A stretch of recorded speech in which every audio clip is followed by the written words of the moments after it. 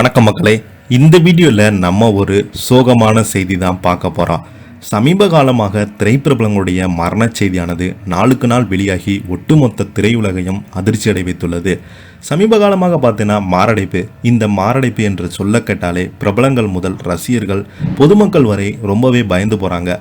அந்த அளவுக்கு பார்த்தீங்கன்னா மாரடைப்பு காரணமாக மிக சின்ன வயதிலேயே இறந்து போவது ரொம்பவே அதிர்ச்சியும் வேதனையும் கொடுத்து வருகிறது.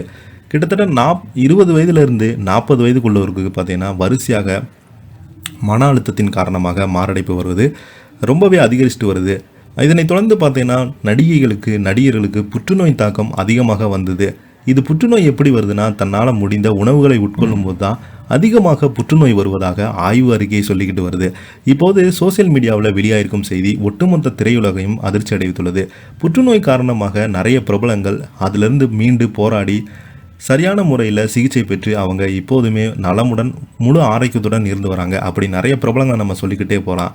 இப்போது ஒரு இளம் வயது நடிகர் மாரடைப்பு காரணமாக, அது மட்டும் இல்லாமல் புற்றுநோயின் காரணமாக இறந்திருக்கும் செய்தி ஒட்டுமொத்த சினிமா துறையும் அதிர்ச்சி அடை வைத்துள்ளது.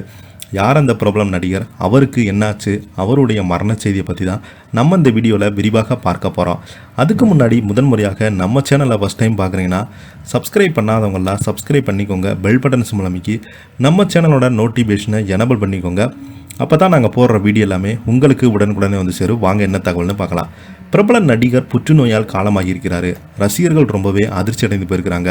பிரபல சின்னத்திரை நடிகர் புற்றுநோயால் காலமாகிருக்கும் இந்த தகவல் சின்னத்துறையில் பெரும் சோகத்தையும் அதிர்ச்சியும் ஏற்படுத்தியிருக்கிறது.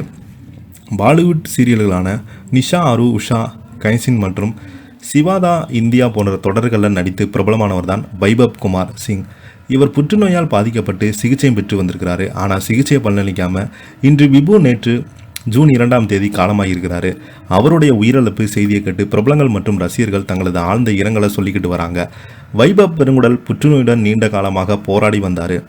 இவர் தாய், சகோதரியுடன் வாழ்ந்து வந்தார். உடல்நல குறைபாடு காரணமாக மும்பையின் நானாவதி மருத்துவமனையில் சிகிச்சைக்காக அனுமதிக்கப்பட்டார்.